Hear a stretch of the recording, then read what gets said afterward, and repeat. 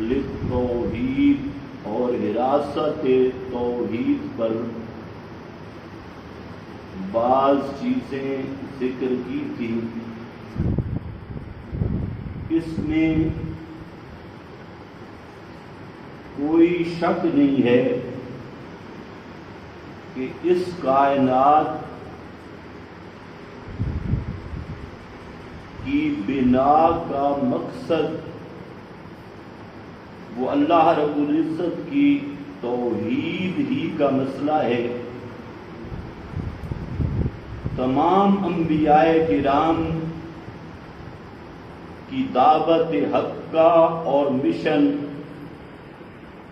وہ اللہ رب العزت کی توحید ہی کا مسئلہ ہے. اور تمام آسمانی کتابیں صحائف میں بھی مرکزی اور اہم مسئلہ مقصودی مسئلہ وہ اللہ رب العزت کی توحید ہی کا ہے. اسلام نام ہے توحید کا اور مذہب اسلام کو جو باقی ادیان پر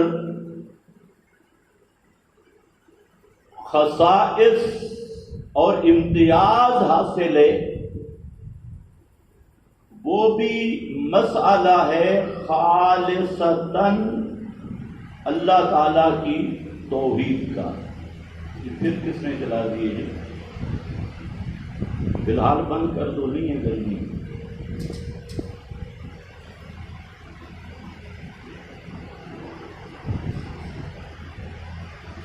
یہ مسئلہ جتنا اہم اور عظیم ہے اتنا ہی یہ مسئلہ مظلوم اور قلیل بھی ہے. ہر مسئلہ پر آپ کو تحریکیں ملیں گی،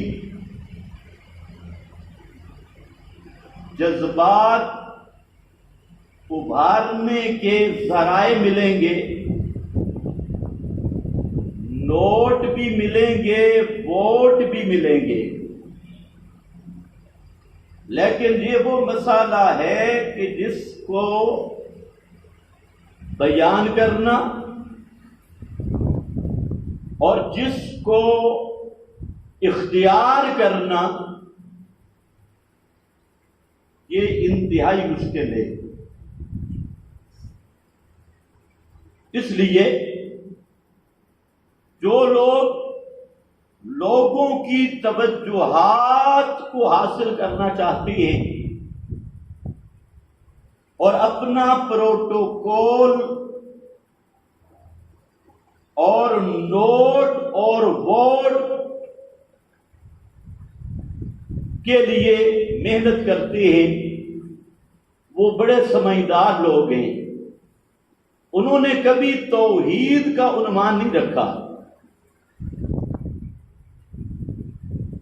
سمجھدار سے مراد دنیا کے اعتبار سے بڑے ہوشیار ہیں.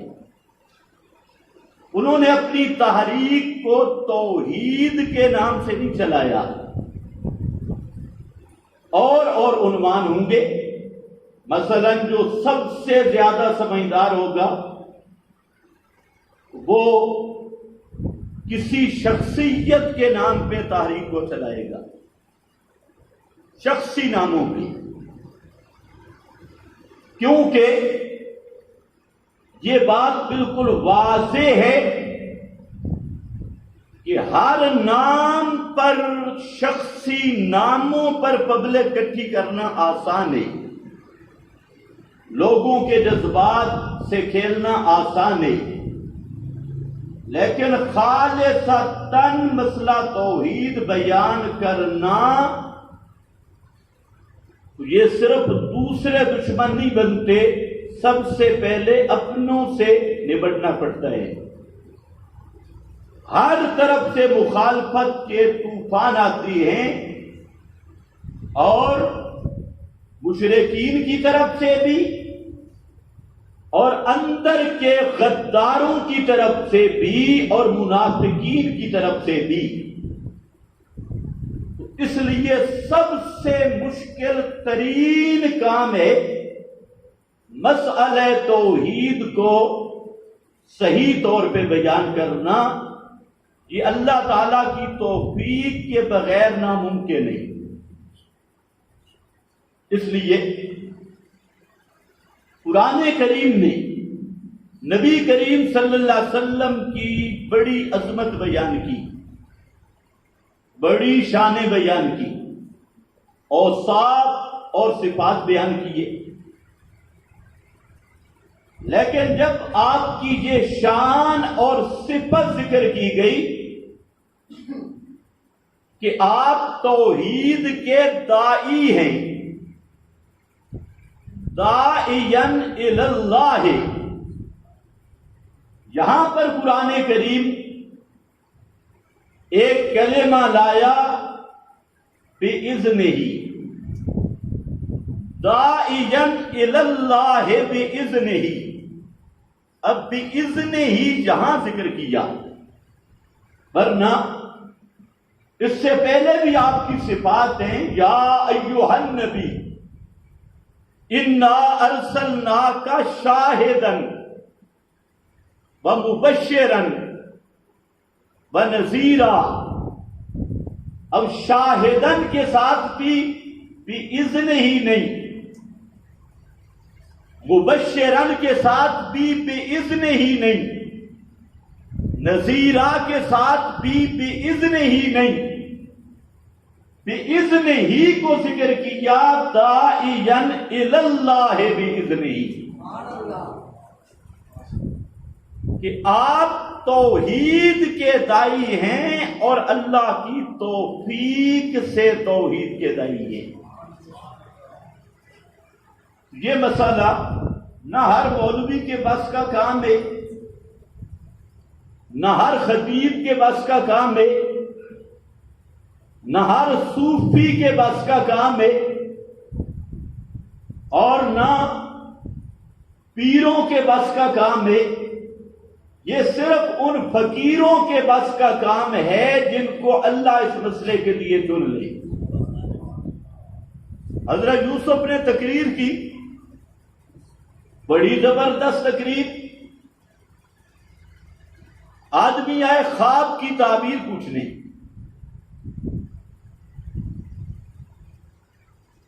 حضرت نے فرمایا کہ خواب کی تعبیر تو بتاؤں گا، لیکن اس سے پہلے میری چند گزارشات سن لو.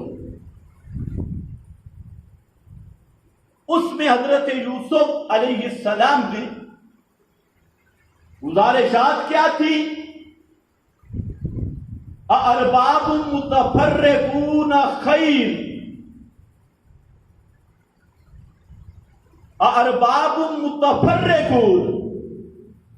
بتاؤ، ہر مشکل کے لیے الگ مشکل کشا بہتر ہے؟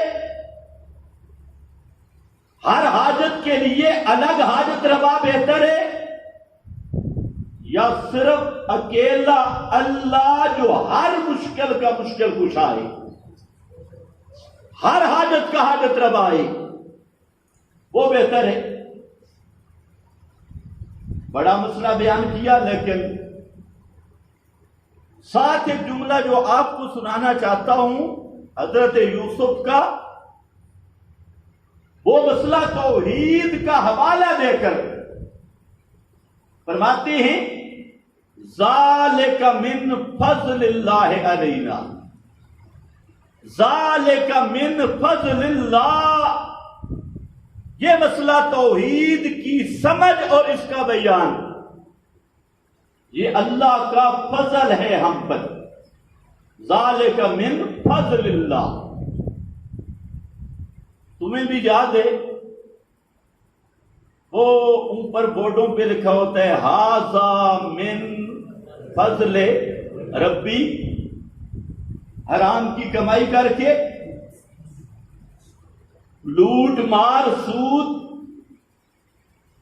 فراج سارا جمع کر کے اوپر لکھتا ہے ہاذا من فضل ربی، حالانکہ وہاں لکھنا چاہیے ہاذا من غضب ربی، یہ اللہ کا مجھ پہ غضب ہے کہ میں مر جاؤں گا اور جب تک یہ حرام والا مکان باقی رہے گا مجھ پہ لعنت برستی رہے گی۔ کتنا بدبخت انسان ہے کہ سب حرام، لوٹ مار، سود، جھوٹ، فراڈ، پیسہ جمع کیا، بنگلہ بنا دیا۔ اب یہ بنگلے کے اندر کتنا رہے گا؟ یہ چلا جائے گا، بنگلہ باقی ہے، اور جب تک وہ بنگلہ نفع پچھلے عیش پچھلے کر رہے ہیں اور لعنت کا طبق اس کے گلے میں پڑا ہوا ہے، لیکن کبھی سوچا بھی نہیں۔ اور ایک وہ خوش نصیب ہے کہ جس نے مسجد یا مدرسہ بنایا، وہ دنیا سے چلا گیا، صدیاں گزر گئی، اس مسجد اور مدرسہ میں پڑھنے والے پڑھے، ان کے آگے پڑھنے والے پڑھے، ان کے آگے پڑھنے والے پڑھے، اور یہ سلسلہ صدیوں جاری رہا۔ اب یہ تو چلا گیا قبر میں، لیکن صدیوں کے اعمال کا ثواب اس کے نام اعمال میں جمع ہو رہا ہے۔ اب خود سوچ لو، کوٹھیوں پہ کتنا خرچ کرتے ہو اور اللہ کے گھر پہ کتنا خرچ کرتے ہو؟ پریشان نہ وہ چندہ نہیں مانگ رہا، ویسے پوچھ رہا ہوں، سوچنے والی بات ہے۔ صرف ذہناً ذرا سوچو کہ جن چیزوں پہ تم خرچ کر رہے ہو یہ سب ختم ہونے والی ہے، اور والباقیات الصالحات، فرمایا جو باقی رہنے والی چیزیں ہیں نا، الصالحات، وہ یہ نیکی کے کام ہیں، جو کر گئے وہ بھی لکھے وآثارہم، جو نیکی کے آثار چھوڑ گئے وہ بھی لکھے۔ ایک آدمی ہے وہ گناہ کرتا ہے اور گناہ کی عادت ڈال دیا، ایسا گناہ کیا کہ گناہ کی رسم اس نے جاری کی۔ اب لوگ اس گناہ پہ چلتے رہے، مثلا بدعت کی بری رسم، یا گانا سکھایا،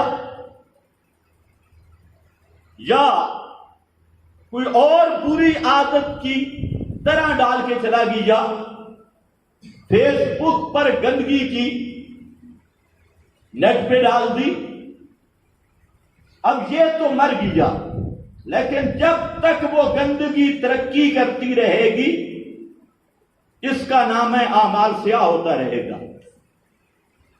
یہ کبھی نہیں سوچا، اس لیے وہ کام کرنا چاہیے جو مرنے کے بعد بھی کام آئے،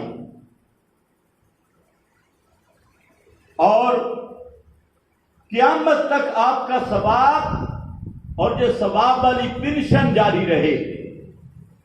یہ تنہائی میں بیٹھ کے ذرا سوچا کرو کہ ہم کس چیز پہ لگے ہیں اور ہمیں کرنا کیا ہے، ہم نے رستہ کون سا اختیار کیا۔ تو بہرحال میں عرض یہ کر رہا تھا کہ مسئلہ توحید اس پر ذکر کیا بِإِذْنِ ہی، ذَلِكَ مِن فضل اللہ علینا، یہ ہے اللہ کا فضل، جس کو اللہ رب العزت یہ فضل دے دے۔ تو اس سلسلہ میں ایک واقعہ رہ گیا، وہ شروع کیا تھا، اس کے چند لفظ جو میں لے آنا چاہتا ہوں، حبیب نجار کا واقعہ چل رہا تھا. کب بلا؟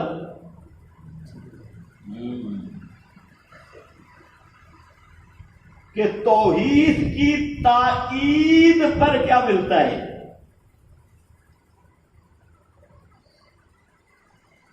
وہ آدمی اٹھا، اس نے اللہ کی توحید کی تائید کی. اب تائید تو کی چند لمحات. مفسرین لکھتے ہیں عمر تھی 80 سال، اور عام آدمی، گناہگار آدمی، اب جب مسئلہ توحید کی، اس نے تائید میں قوم کو للکارا، فاسمعوا فاسمعوا، سنو، میں اللہ کی توحید کو مانتا ہوں. قوم اٹھی، انہوں نے کہا کہ یہ 3 تو پردیسی ہیں، باہر سے آئے، اور یہ جو اپنی قوم کے پہلے اس سے نپٹو. ادھر اٹھے، انہوں نے تلوار کھینچی، ادھر اللہ نے جنت اس کے سامنے کر دی. ادھر تلوار لگی، انطاکیہ کی بستی میں اس کا جسم زمین پہ گرا، اور اوپر سے آواز آئی قیل ادخل الجنہ.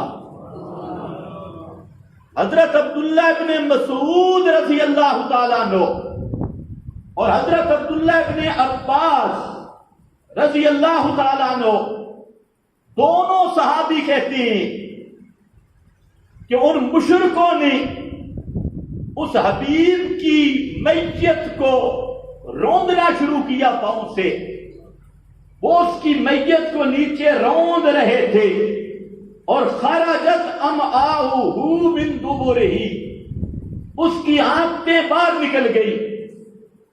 اب میت ان کے پاؤں کے نیچے وہ روند رہے تھے، اور اللہ نے کس چیز کو فرمایا قیل ادخل الجنہ؟ یہ سوچ لو، کس کو فرمایا قیل ادخل الجنہ؟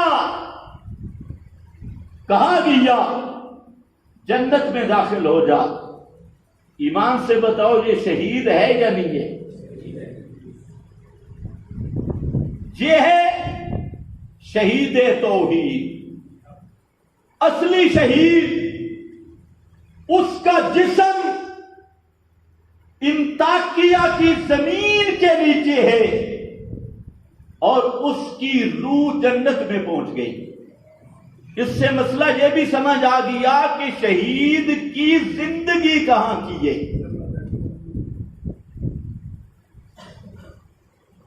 آج کچھ مولوی ایک ٹکڑا آیت کا سناتی اور لوگوں کو دھوکہ دیتی کہ بل احیاء، بس بل احیاء بل احیاء، شہید زندہ ہیں کہ نہیں؟ یہاں بنیاد ہے جی زندہ ہیں. اچھا، پھر نبی زندہ نہیں ہو سکتے؟ پھر ایک اور ٹولہ اٹھا، اس نے کہا شہید زندہ ہیں یا نہیں؟ جو تلوار کے شہداء ہیں وہ زندہ ہیں، اور جو محبت کے شہید ہیں وہ بھی زندہ ہیں. تو ہمارے جتنے بابے ہیں یہ محبت والے شہید ہیں، اور وہ تلوار والے شہید ہیں، لہذا زندہ. ہم کہتے ہیں بھلے مانسو، پہلا تم نے فراڈ یہ کیا کہ یہ تو لوگوں کو بتاؤ کہ شہید کی زندگی ہے کہاں کی. آدھی بات کی اور باقی فراڈ. پوری آیت کا ترجمہ کر کے بتاؤ شہید کہاں زندہ ہے. آگے ہوتی ہے قوم، سبحان اللہ، تم تو قرآن پر بھی نہیں بولتے نا. وہ ایک مولوی صاحب تقریر کر رہا تھا, وہ میرے بارے میں کہتا ہے کہ اس نے ہمیں مشرک کہا. آگے ساری عوام بولی, انہوں نے کہا بے شک.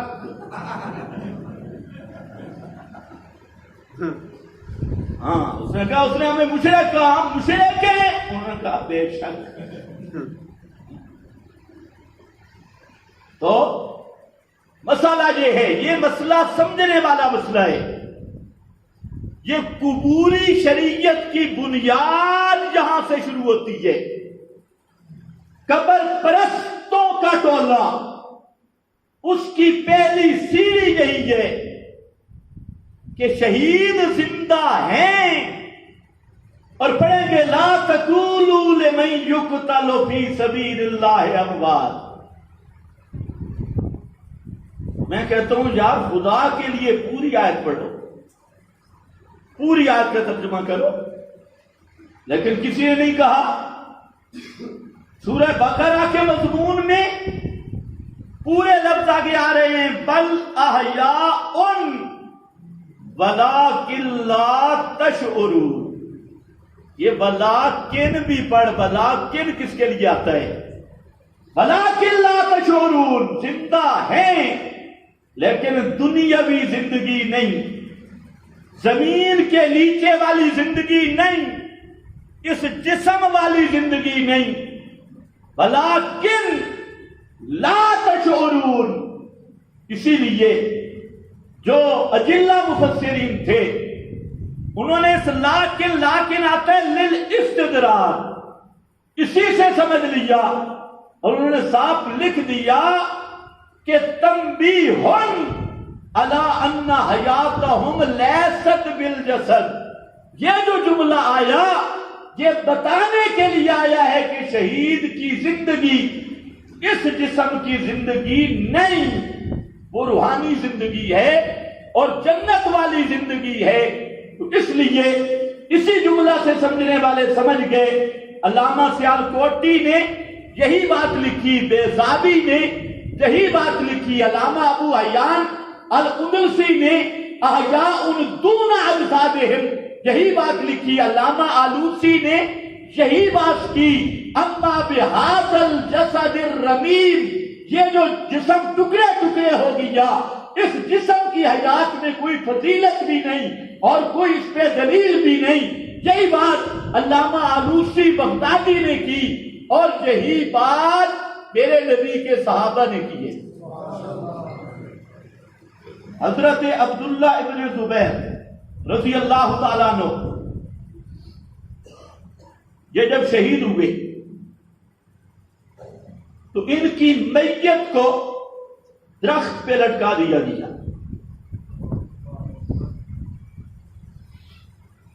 حضرت عبداللہ ابن عمر رضی اللہ تعالیٰ عنہ وہ آئے حضرت اسماء کے پاس, اور وہاں آ کر انہوں نے تعزیت کی. حضرت اسماء پریشان تھی کہ ان کی لاش سامنے لٹکی ہوئی تھی درخت پہ. تو حضرت عبداللہ ابن عمر نے جملہ کہا, فرمایا ان ہذہ جثۃ, یہ جو سامنے لٹکا نظر آ رہا ہے یہ بے جان جسم ہے. ہذہ جثۃ فَإِنَّ الْأَرْوَاحَ عِندَ اللَّهِ فِي السَّمَاءِ, جو روحیں ہیں وہ تو جنت میں پہنچ گئی تھی, اس لیے جسم سے پریشان نہ ہو. یہ تو جثۃ, نور الحسن شاہ صاحب نے مانا کیا بے جان لاشا, بے جان میت ہے. یہ کس نے کہا؟ حضرت عبداللہ ابن عمر رضی اللہ تعالی عنہ نے. خیر بہرحال مضمون لمبا ہو جائے گا. تو فرمایا کی لدخل الجنہ, یہ بنیاد ذہن میں رہے, شہید کی زندگی برحق ہے, شہید کی حیات برحق ہے, لیکن وہ حیات زمین کے نیچے والی نہیں, اس جسم والی نہیں, زمین پہ آنے والی نہیں, زمین کے نیچے رہنے والی نہیں. ان کی حیات کو 40 حدیث میں محمد مصطفیٰ نے بیان کیا کہ ان کی حیات کا مطلب یہ ہے ان کی ارواح جنت میں ہیں اور جنت کا رزق کھاتی ہیں، جنت کی نہروں سے سیراب ہوتی ہیں اور جنت کی تلذذات تنعمات سے لطف انداز ہوتی ہیں۔ یہ اللہ کے محبوب نے 40 احادیث میں اس مضمون کو ذکر کیا، اور قرآن نے بھی کہا ان ربہم یرزقون۔ یہ آل عمران میں پھر لایا ان ربہم یرزقون، کیا معنی ان رب کا؟ فرمایا وقیل ادخل الجنہ۔ اتنا صاف مسئلہ ہے۔ تو شہید کہاں زندہ ہے؟ اونچے ذرا بولو، شہید کہاں زندہ ہے؟ جنت میں۔ شہید کی شان زیادہ ہے یا نبیوں کی؟ شہید جنت میں زندہ تو انبیاء بطریق اولا جنت میں زندہ، اور امام الانبیاء سب سے اعلیٰ حیات کے ساتھ جنت میں زندہ۔ لوگ تمہیں کہیں گے یہ حیات نہیں مانتے، ان سے پوچھو پاگلو ہمارے تو نام میں بھی حیات ہے، پھر بھی تمہیں شرم نہیں آتی؟ کہتے حیات نہیں مانتے، ہم حیات وہ مانتے ہیں جو قرآن کہتا ہے، اور قرآن نے کیا کہا؟ وَلَلْآخِرَةُ خَيْرٌ لَكَ مِنَ الْأُولَىٰ۔ میرا پیغمبر آپ کی اخروی حیات وہ دنیاوی حیات سے بہتر ہے، آخرت والی حیات دنیاوی حیات سے بہتر ہے۔ اور جب آپ کو کہا گیا ان اللہ خیر عبدا، اللہ رب العزت نے اکرامن اعزازن یہ چناؤ دیا کہ میرے پیغمبر دنیا میں رہنا چاہتا ہے، پسند کرے گا۔ اللہ کو پتا تھا میرا محبوب میری جنت کے پڑوس کو پسند کرے گا، لیکن اعزازن اکرامن یہ سوال کیا گیا دنیا میں رہنا چاہتا ہے یا آخرت کی طرف آنا چاہتا ہے؟ وہ اللہ کے محبوب نے فاختار الآخرہ، فاختار الآخرہ، آپ نے دنیا کے مقابل میں اخروی حیات کو پسند کیا۔ لیکن ان بیچاروں کی قسمت، یہ کبھی کہتے ہیں دنیاوی دنیاوی۔ اس دن اخبار پہ تھا کہ اللہ فلاں نے حضرت صاحب کو جنت الفردوس میں جگہ دے۔ میں نے کہا بے ایمانو، تم تو رسول کو جنت الفردوس میں دینے کے لیے تیار نہیں ہو، اپنے پیر کو کہتے ہو، مولوی کو کہتے ہو کہ فلانے کو مرنے کے بعد جنت الفردوس ملے، اور خود محمد مصطفیٰ کے لیے قائل نہیں۔ پڑھ لینا، اللہ فوراً اس کو جنت الفردوس میں پہنچا دے۔ جب ہم کہتے ہیں کہ محمد مصطفیٰ کی مبارک روح وہ رفیق اعلیٰ اور جنت الفردوس کے بھی اعلیٰ مقام پہ ہے، اوسط الجنہ میں ہے، اعلی الجنہ میں ہے، جنت کے مکانوں میں سے بھی سب سے اعلیٰ افضل مقام وہ روح محمد مصطفیٰ کا ہے۔ اس وقت تمہیں تکلیف ہو جاتی ہے اور تمہارا کوئی کوڈی شوڈی مرے، اس کے بارے میں تم کہتے اللہ اس کو کروٹ جنت الفردوس پہنچا دے۔ حالانکہ بدتی جنت نہیں جا سکتا، چاہے جتنا نیک بدتی ہو، کعبہ کے رب کی قسم بدتی جنت نہیں جا سکتا، جتنے زور لگا لو۔ جنت میں وہی جائے گا جو میرے نبی کی سنت کا متبع ہوگا، بدعت سے متنفر ہوگا، شرک سے متنفر ہوگا۔ خیر آؤ، وقت ہوتا ہے بڑا تھوڑا، کہیں اور لائن نہ نکل جائے۔ وہ پہنچا جنت میں، سبحان اللہ، جسم زمین پہ اور روح جنت میں۔ اب آپ ذرا اندازہ کر لیں، توحید کی شان بھی یہاں سے پتہ چلے گی۔ جنت میں پہنچ کے اس نے ایک تمنا کی، اور وہ تمنا اللہ نے محمد مصطفیٰ پر قرآن کی صورت میں نازل کی۔ وہاں کی خبر آ گئی کہ وہ 80 سالہ بوڑھا وہاں پہنچ کر اس نے کیا کہا؟ اللہ نے فرمایا قال یا لیت قومی، قال یا لیت قومی، فرمایا ہائے میری بھولی قوم، کملی قوم، انہوں نے مسئلہ سمجھا ہی نہیں.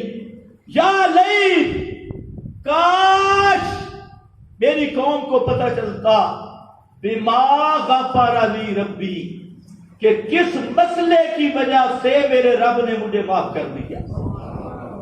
بما غفر لی ربی، یہ قرآن کیوں بتا رہا ہے؟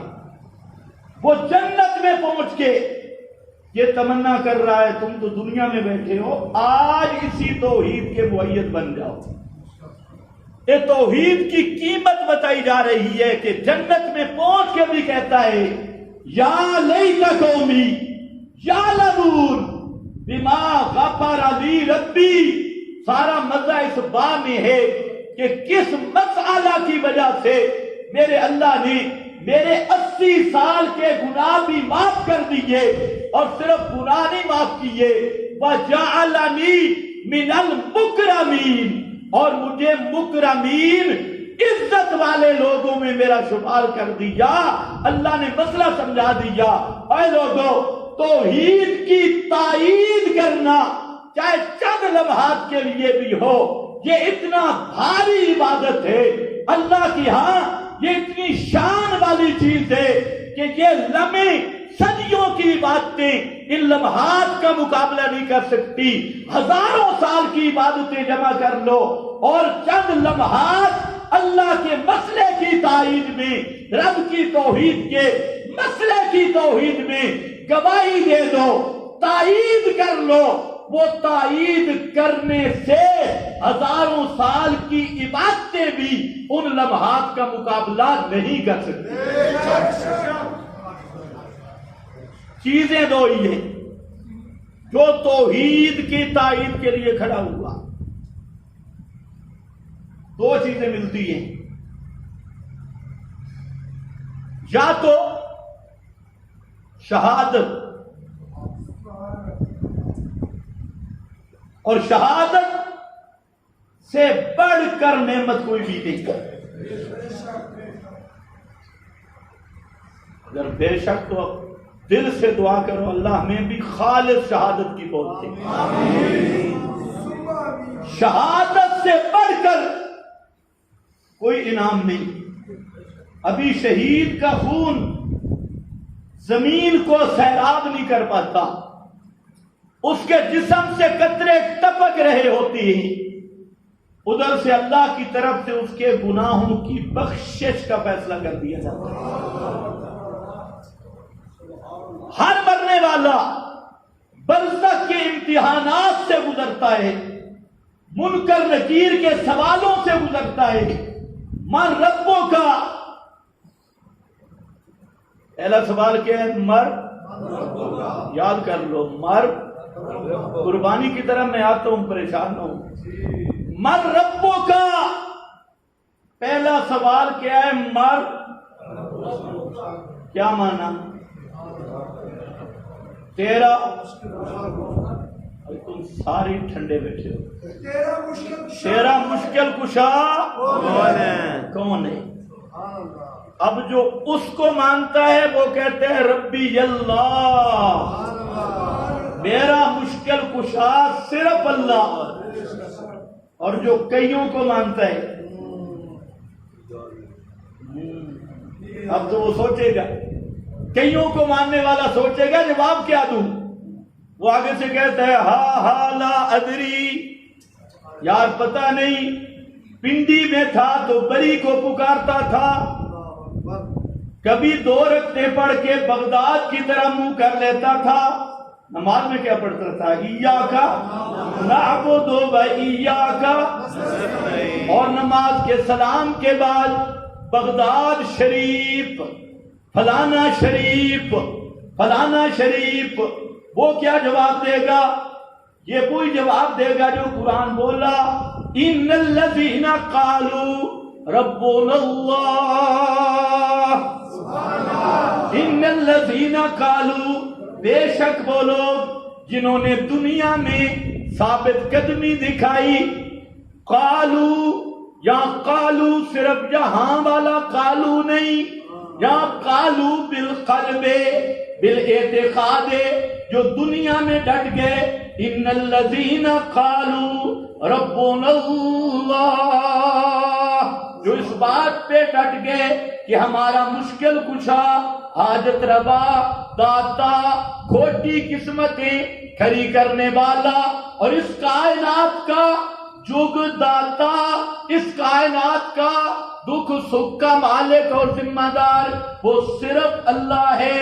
اللہ کے سوا کوئی قبر والا مشکل کشا نہیں، کوئی گنبدوں والا مشکل کشا نہیں، کوئی پیر فقیر جو نیک ہیں وہ اللہ کے پیارے ضرور ہیں، انبیاء ان کے مرتبے بلند ہیں، اولیاء ان کی کرامتیں برحق ہیں، اللہ کا قرب برحق ہے، پر مشکل کشا ہونا یہ ان کا عہدہ بھی نہیں، حاجت روا ہونا یہ ان کا عہدہ بھی نہیں، داتا ہونا یہ ان کا عہدہ بھی نہیں۔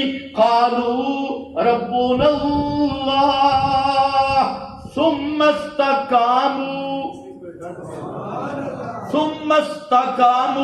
وا فاروق اعظم رضی اللہ تعالیٰ عنہ زبردست معنی کی اس مقام پہ حضرت فاروق اعظم نے ثم استقاموا، پھر ڈٹ گئے۔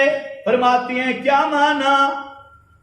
لا یروغون روغان الثعالب، لومبڑ نہیں بنے، لومڑی نہیں بنے۔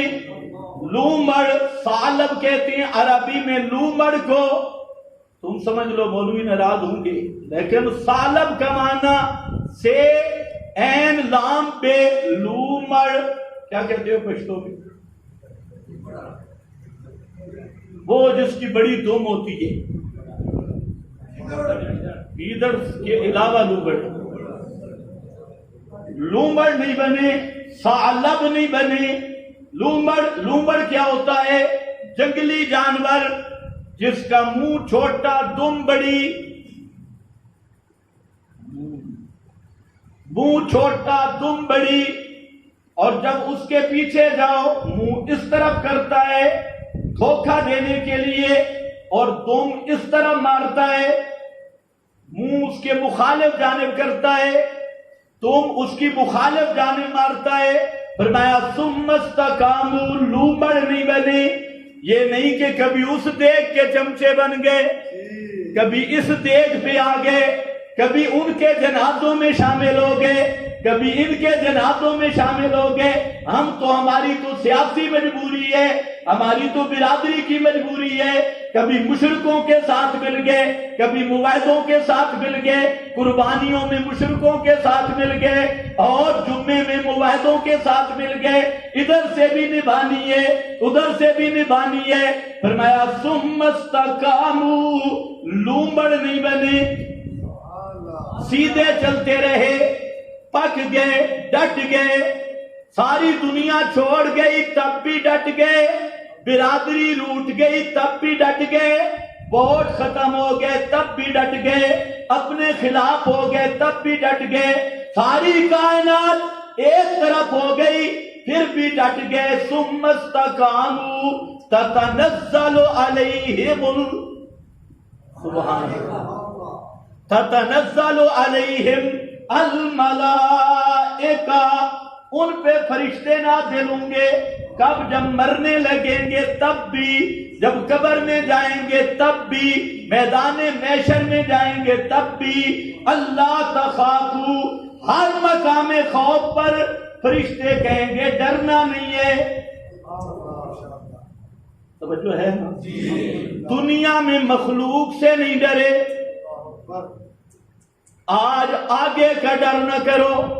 اللہ تخافوا ولا تحزنوا وابشروا بالجنہ، یہ لوگ ہیں جو کہیں گے ربی اللہ، ربنا اللہ، ربی اللہ، اور پھر پوچھنا ہے کہ ما تقولو فی حق محمد فی حق ھذا الرجل الذی بعث فیکم، ایک شخصیت تمہاری طرف بھیجی گئی تھی پیغمبر بنا کر، آخری نبی بنا کر، وہ تمہاری طرف مبعوث ہوا تھا، اس کے متعلق تم کیا جانتے ہو؟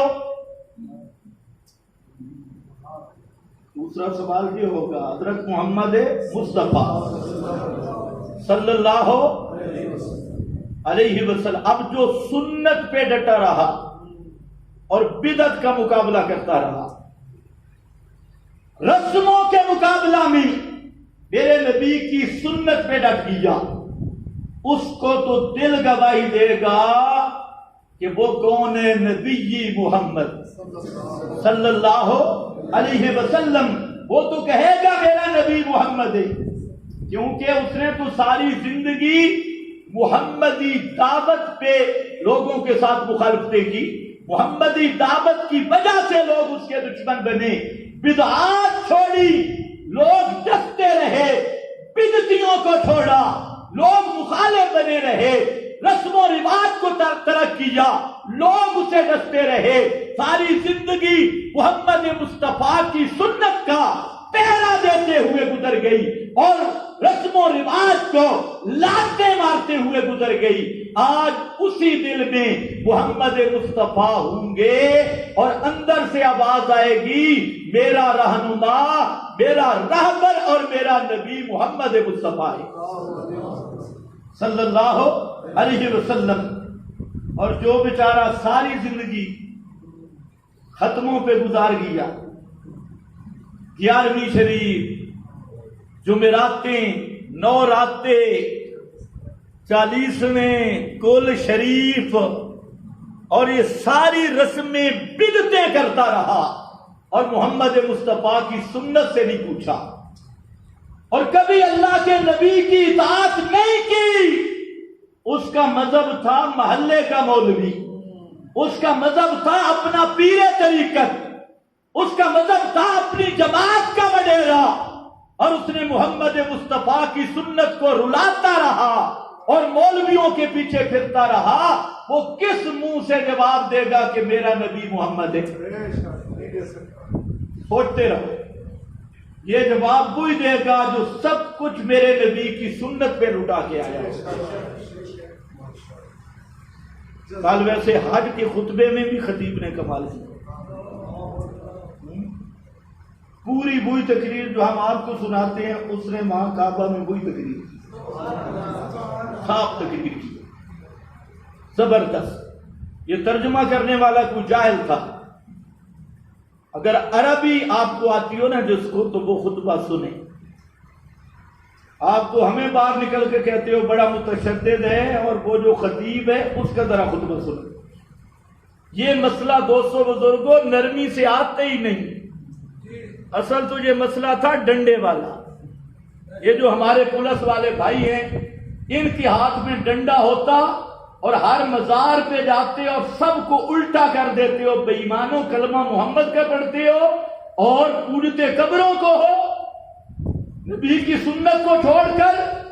اور انشاءاللہ وہ وقت آئے گا، انشاءاللہ وہ وقت آئے گا جب بدعات پر نائی انل منکر، نائی کا معنی منتیں کرنا نہیں ہوتا، نائی کا معنی ہوتا ہے اوے رک جاؤ، رک جاؤ۔ اور امر بالمعروف جو آپ سنتے ہیں، امر بالمعروف بھی منتیں نہیں، الامر افعل علی سبیل الاستعلاء، اگلے کو کہنا رک جا، یہ امر ہے۔ آج تم مزاج بن گیا جی طرح نرم نرم میٹھی میٹھی تقریر، اے آمن دے تو اقامت دین کا دور انشاءاللہ پھر ہوگا، رک جا، کر رہے نہ کر، یہ امر ہے۔ اسلام کی دعوت بے عزتی کے ساتھ نہیں ہے۔ 10 آدمیوں کا منہ دیکھ کے سوچو بھئی یہ ناراض ہوں گے یا راضی ہوں گے، تو ایسے مولوی پہ بھی خدا کی لعنت ہے۔ وجہ کر، پھر آئے گا ماں دینو، تیرا دین کیا ہے؟ ماں دینو، دین کیا ہے؟ آپ کو پتہ ہے دین کیا ہے؟ دین کا معنی کیا ہے؟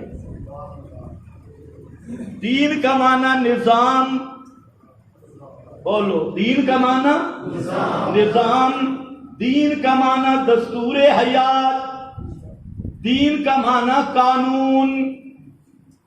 سارے کہو، میں آگے چلتا ہوں پھر. دین کا معنی قانون، دین کا معنی نظام، دین کا معنی دستور حیات، دستور زندگی، منشور زندگی. پوچھا جائے گا ماں دینوں کا، تیرا دین کیا ہے، تیرا دین کیا ہے؟ اب جو نظام محمدی کو ماننے والا ہے، قانون محمدی کو ماننے والا ہے اور نظام اسلام کا وفادار ہے، وہ کہے گا دینی الاسلام، میں اسلامی نظام والا ہوں، اسلامی دین والا ہوں. اور جو جاگیردارانہ نظام، ظالمانہ نظام، انگریزی نظام، برطانوی نظام، روسی نظام، سوشل ازم نظام، اور یہ سارے ازم، فلانا ازم، عیسائی ازم، یہودی ازم، اسرائیلی نظام، یہودی نظام، عیسائی نظام، اس کے ساتھ چلنے والا وہ کبھی بھی نہیں کہہ سکتا دینی الاسلام. طاغوت کا پجاری کبھی نہیں کہہ سکے گا دینی الاسلام. یہ وہ کہے گا جس کے دل میں اسلامی نظام کی اہمیت ہوگی. خیر بہرحال واپس آ جاؤ. سبحان اللہ. مطلب ہے تائید توحید.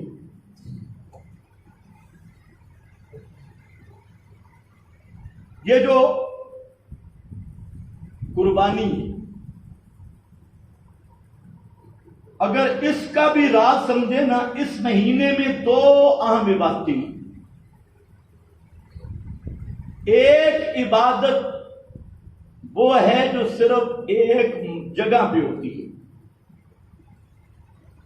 وہ یہاں نہیں ہو سکتی، کہیں بھی نہیں. اس عبادت کا نام حج ہے. اس کے لیے اللہ نے جگہ خاص کر لی ہے.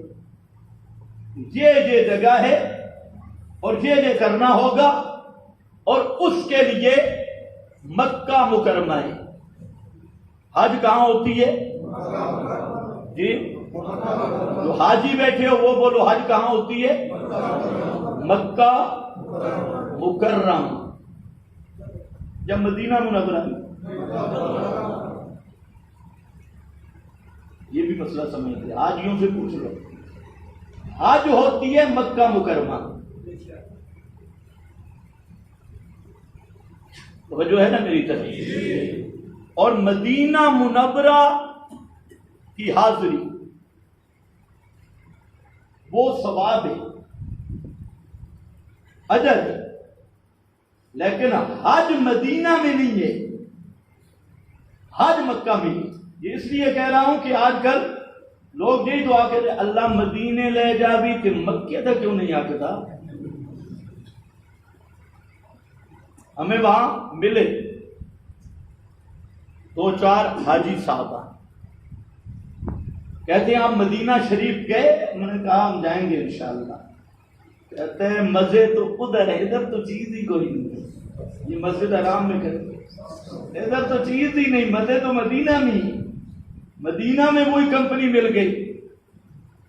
جنت البقیع سے واپس آتے ہوئے وہاں شرطوں کے ہاتھ میں ڈنڈے تھے، ہر جگہ پہ بورڈ لگے تھے، اور وہ جو مشرک لدھا بلی کو دیکھو نا تو ہر برتن میں وہ لسان مبارک پھیرتی ہے چٹنے واسطے. جڑا قبراں دا چٹو ہوے، جس نے پاکستان کی قبریں چٹی، وہ جھکتا ہے تو وہ پیچھے سے ڈنڈا لگاتے ہیں آگے. خیر ان کو بھی کوئی ایسے وہ فوٹو چھوٹو بنانے لگے تو عربی فوجی پڑ گئے ان کو. تو جب گیٹ سے گزرنے لگے نا تو کہ یار سنا پڑا تھا مدینہ مدینہ ہوگا لیکن لاہور لاہور، مدینہ ہوگا لیکن لاہور لاہور. ادھر تو سارے وہابی ہیں. حج ہوتا ہے مکہ میں، باقی رہ گیا مدینہ. مدینہ کی زیارت ثواب ہے۔ اس پر انشاءاللہ میں مستقل جو بھی بیان کروں گا۔ مدینہ کی زیارت سعادت ہے، کیوں؟ مدینہ میرے نبی کا شہر ہے، میرے پیغمبر کا شہر ہے، اور میرے نبی کی جماعت کا شہر ہے، اور اسلام کا عظیم مرکز ہے۔ اور وہ جو مسجد نبوی ہے، پیغمبر کریم کی مسجد، جب وہاں جا کے آدمی سوچتا ہے کہ یہ وہ مسجد ہے، اس ٹکڑا سے پوری دنیا میں انقلاب آیا۔ کوئی ٹکڑا ہے پوری دنیا، اور اب بھی انشاءاللہ کوئی ٹکڑا ہے جو پوری دنیا کے انقلاب کا اب بھی ذریعہ بنے گا۔ وہاں سے اٹھا تھا انقلاب محمدی، تو حج مکہ میں ہے، اور انعام کیا رکھا؟ جو صحیح العقیدہ آدمی وہاں حج کرتا ہے، پیسے بھی حلال ہو، عقیدہ بھی حلال ہو،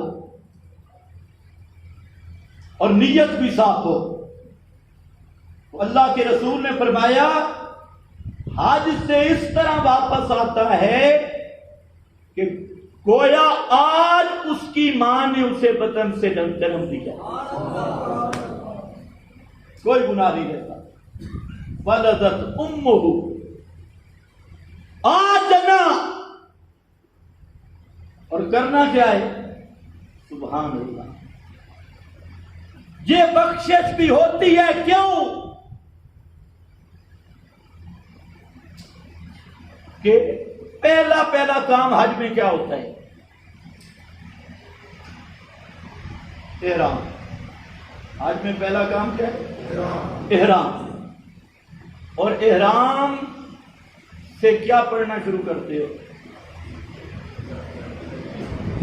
لبیک اللہم لبیک لا شریک لک ان الحمد والنعمت لک لا شریک لبیک لا شریک لک۔ یہ بار بار دور ہوتا ہے، لا شریک لک لا شریک لک۔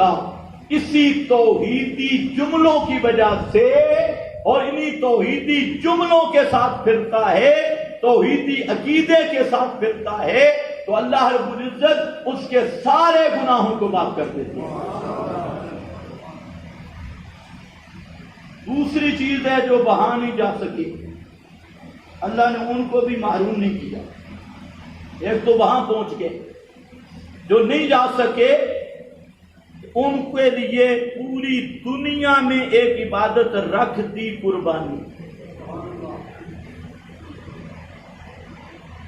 اس کے لیے کوئی جگہ نہیں مختص کہ اسلام آباد میں ہوگی، پنڈی میں نہیں ہوگی، پوری زمین پہ بسنے والے قربانی کی عبادت۔ اور اگر صحیح عقیدے کے ساتھ، سچے عقیدے کے ساتھ، حلال مال کے ساتھ کیا کرنا ہے؟ کئی تو قربانی کے ذوق میں منڈیوں سے بیل چوری کر کے بھی لے آتے۔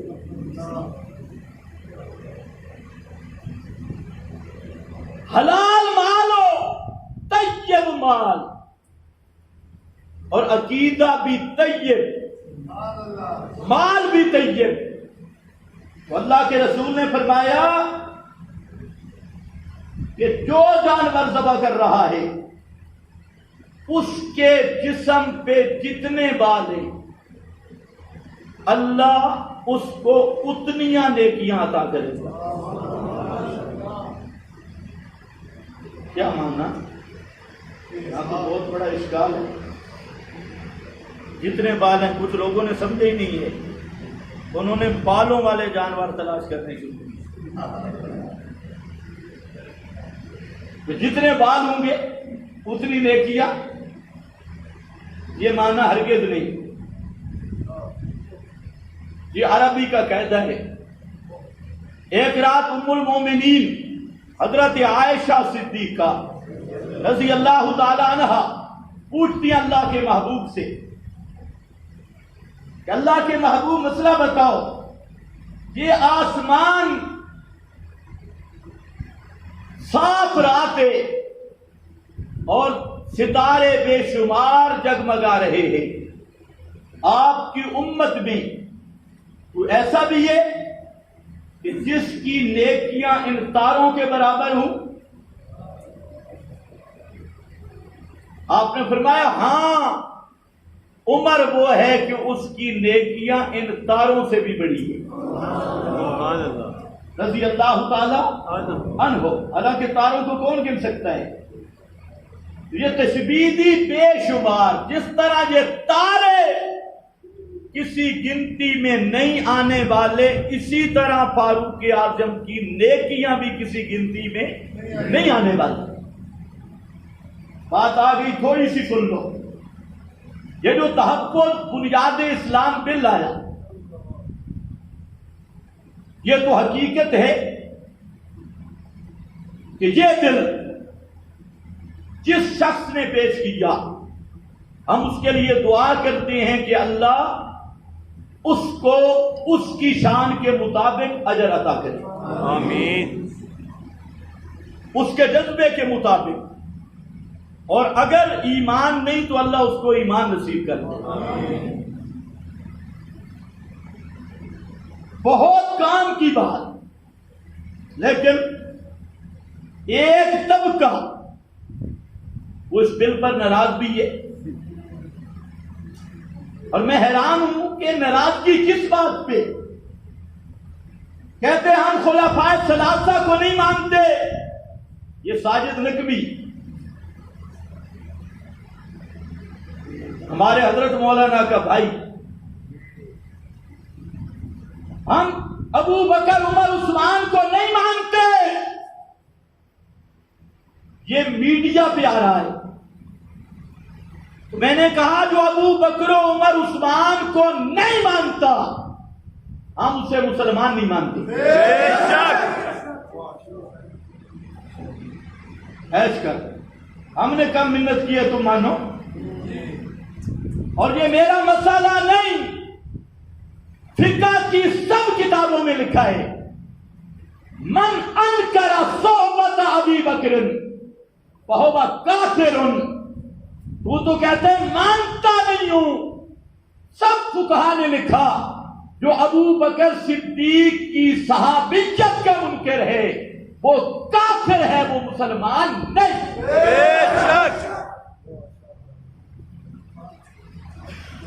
میرا تو مشورہ یہ ہے کہ پنجاب اسمبلی یہ جو بل پاس کیا، ہم سب حضرات کو خراج تحسین پیش کرتی ہے، بہترین بل ہے، اور اگر ان کو اہل تشیع سے کوئی مسئلہ ہو اور علمی سطح پہ وہ اپنے شکوک و شبہات کو ختم کرنا چاہتی ہو تو ساجد نقوی اور مجھے دونوں کو بلا لے۔ نعرہ تکبیر، اللہ اکبر۔ میں دیکھوں گا جو ابو بکر عمر عثمان کو نہیں مانتا وہ مسلمان کیسے ہے۔ میں نے کہا ابو بکر عمر عثمان وہ ہیں جن کو میرے پیر علی نے مانا ہے۔ تو کون ہوتا ہے نہیں ماننے والا؟ تجھ میں کیسے جرأت ہوئی کہ میں ابو بکر عمر عثمان کو نہیں مانتا؟ اٹھا اپنی کتابیں بھی، کمی اٹھا لے، کمی کم سے آئی ہوئی حضرت علی المرتضیٰ نے ابو بکر صدیق کے ہاتھ پہ ہاتھ رکھ کے بیعت کیے۔ ابو بکر عمر عثمان کو امام مانا اور حضرت علی ابو بکر عمر عثمان کے پیچھے نمازیں پڑھتے رہے، انہیں خلیفہ راشد سمجھتے رہے اور ساری زندگی ان کے مشیر رہے، ان کے وزیر رہے، اور تم کہتے ہو ہم معاویہ کو نہیں مانتے، رضی اللہ نہیں کہتے، تم کون ہوتے ہو؟ مطا کی اولاد، سنو، معاویہ وہ ہے جس کو میرا امام حسن اپنا امام مانتا ہے۔ کہتے ہم معاویہ کو نہیں مانتے، معاویہ وہ ہے جس کو حضرت حسن نے مانا ہے، جس کو حضرت حسین نے مانا ہے، اور حضرت معاویہ کے ہاتھ پہ بیعت کی کس نے؟ امام حسن، حضرت حسین، دونوں شہزادوں نے اور دونوں جنتی پھولوں نے، جنتی نوجوانوں کے سردار، جس معاویہ کو اپنا امام، اور یہ لفظ کہے، سنی کتابیں بھی پڑھ لے، شیعہ کی کتابیں بھی پڑھ لے، یہ لفظ کہے انہو امامی، یہ معاویہ یہ میرا امام ہے۔ حضرت حسن کہتے ہیں معاویہ میرا امام، حضرت حسین کہتے ہیں معاویہ میرا امام ہے۔ اب جو کہتے ہیں میں معاویہ کو نہیں مانتا، اس کا حضرت حسین سے تعلق ہے، حضرت حسن سے تعلق ہے، اور جو کہتے ہیں ابو بکر عمر عثمان کو نہیں مانتا، اس کا حضرت علی سے تعلق ہے، آل بیت سے تعلق ہے۔ صحیح، صرف پریس کانفرنسیں کرتے ہو، یہ کہنا آسان ہے ہم معاویہ کو نہیں مانتے۔ آؤ، حضرت عبداللہ بن عباس، یہ میرے نبی کا کزن ہے، حضرت عباس کا بیٹا، خاندان نبی سے۔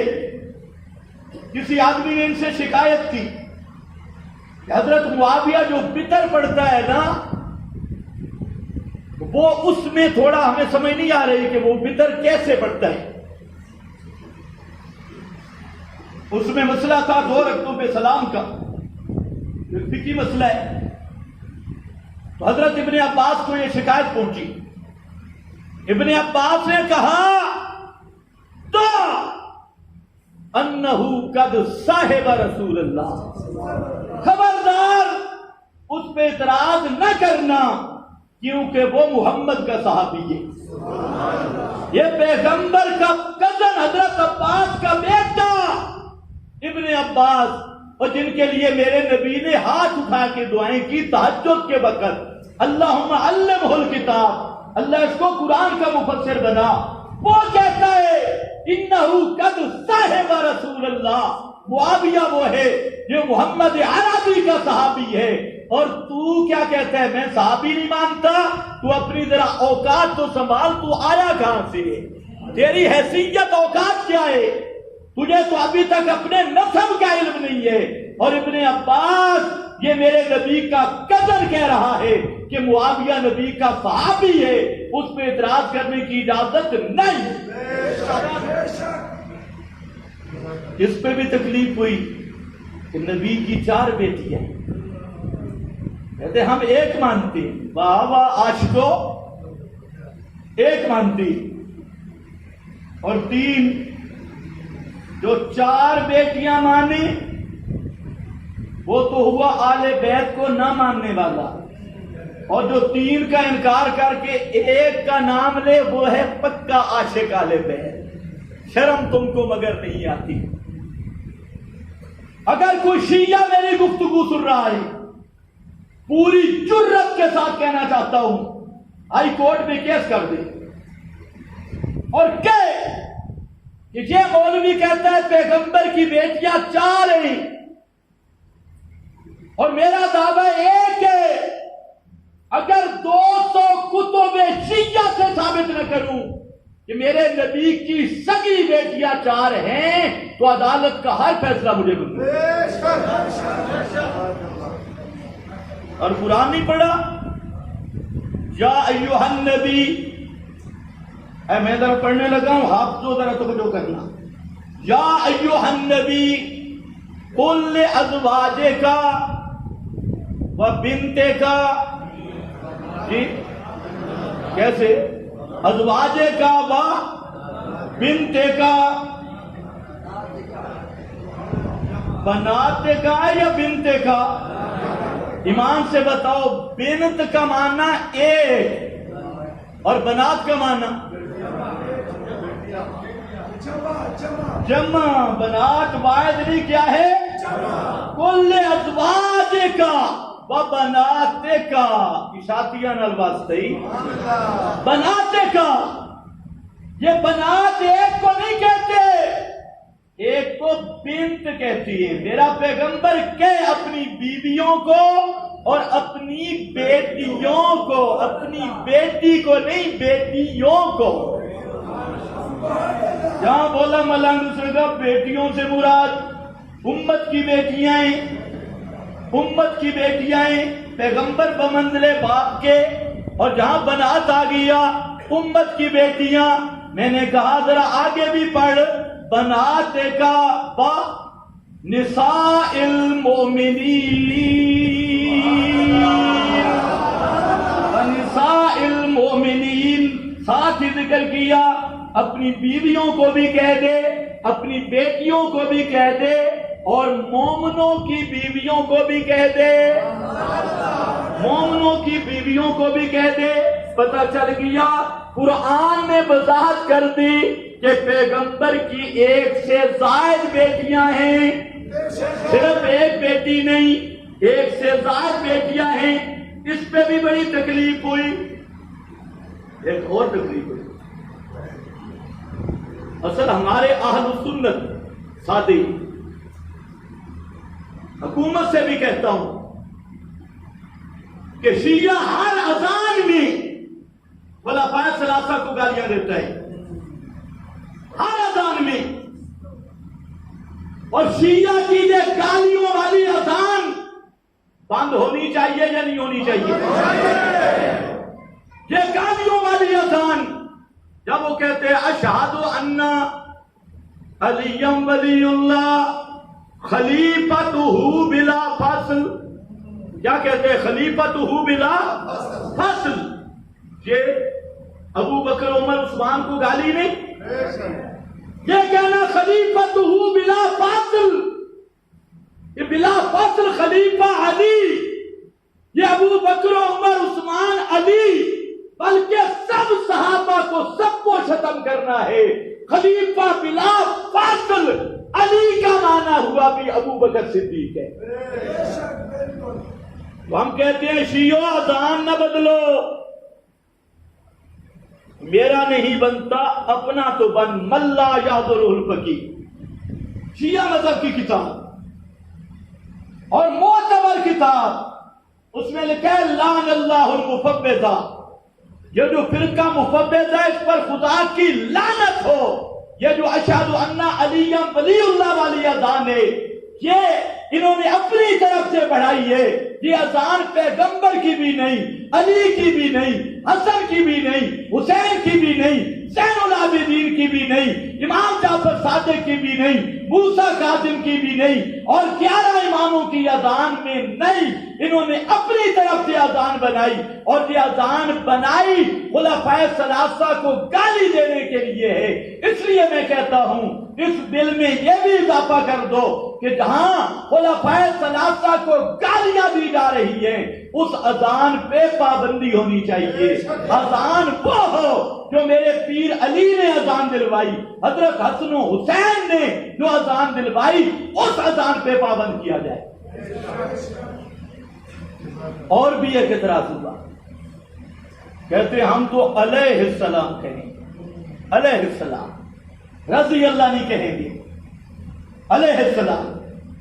اب بولی بھی ایک نہیں نا، علیہ السلام کہیں گے. میں نے کہا سوچ لو، ایک مجتہد کہہ رہا تھا ہم ایک دوسرے کو نہیں کہتے السلام علیکم، یہ دلیل ہے.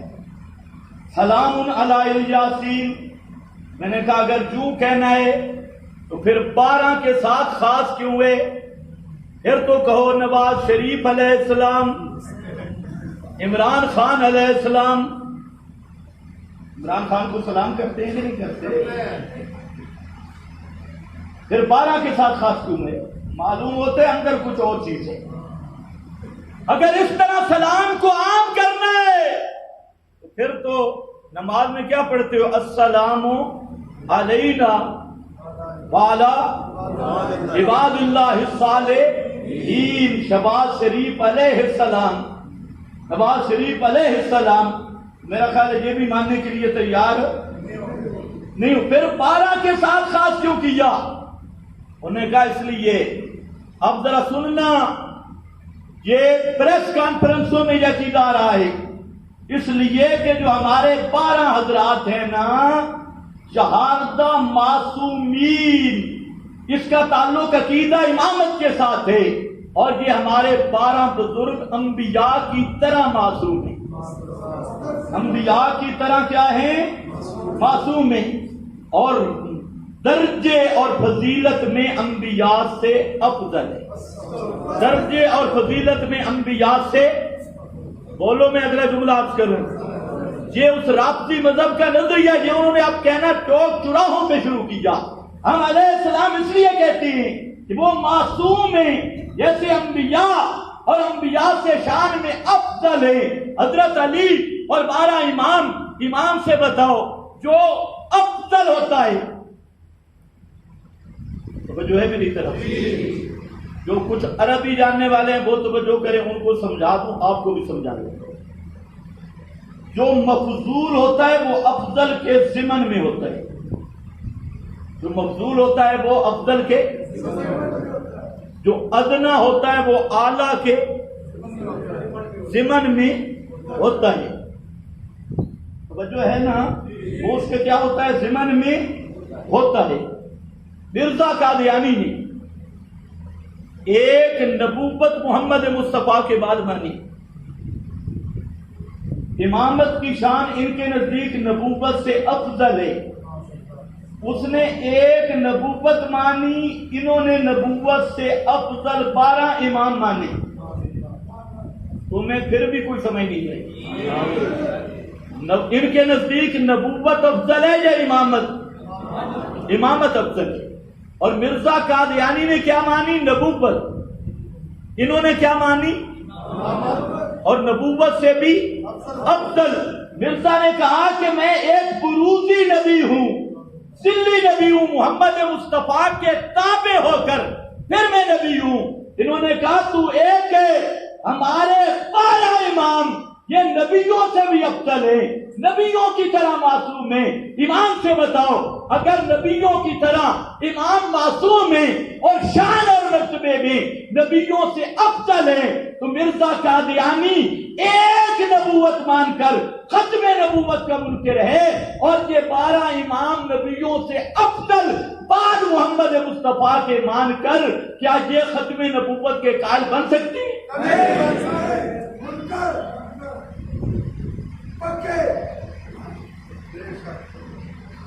وقت ہے بڑا کم، واپس آ جاؤ. حضرت ابراہیم نے قربانی آ رہی ہے. حضرت ابراہیم نے کیا بیان کیا؟ جب مسئلہ ٹھوک بجا کے بیان ہو گیا نا، آخر پہ ایک دعا کی، وَاجْعَلْ لِي لِسَانَ صِدْقٍ فِي الْآخِرِينَ. یا اللہ جو میں مسئلہ بیان کر رہا ہوں اس مسئلہ کو پچھلی قوموں میں باقی رکھنا، پچھلے لوگوں میں یہ مسئلہ باقی رہے. وَاجْعَلْ لِي لِسَانَ صِدْقٍ فِي الْآخِرِينَ، میرا مسئلہ باقی رہے. اور اس کی صورت بھی پھر بیان کی. مسئلہ کیا ہے؟ کعبہ بن گیا ہے. اب اس کعبے کو آباد کرنے والا تھے، لیکن ایسے نہیں، ساتھ شرطیں ذکر کی. آباد کرنے والا کون ہو؟ پہلی شان ہو یتلو علیہم، جو تیری ایتیں پڑھ کے سنا ہے. یعلمہم الکتاب والحکمہ، یہ اللہ نے خود دعا کروائی، جو قرآن کی تعلیم دے اور قرآن کے ذریعے تزکیہ کرے.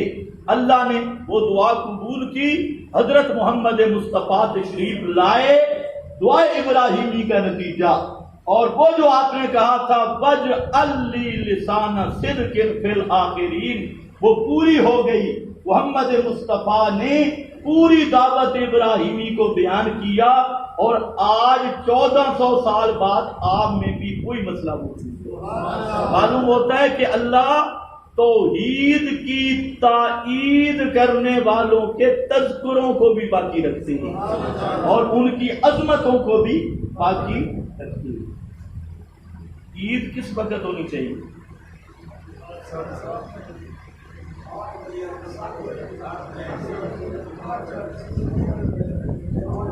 عید انشاءاللہ العزیز ٹھیک 7 بجے جماعت کھڑی ہو جائے گی، اور انشاءاللہ اگر آپ ٹائم پہ تشریف لائے 6 بجے بیان شروع ہو جائے گا، اور 7 بجے فکس ہے۔ اگر آپ لیٹ آئیں گے بیان کرنا ضروری نہیں، جماعت ہوگی 7 بجے انشاءاللہ فکس جماعت۔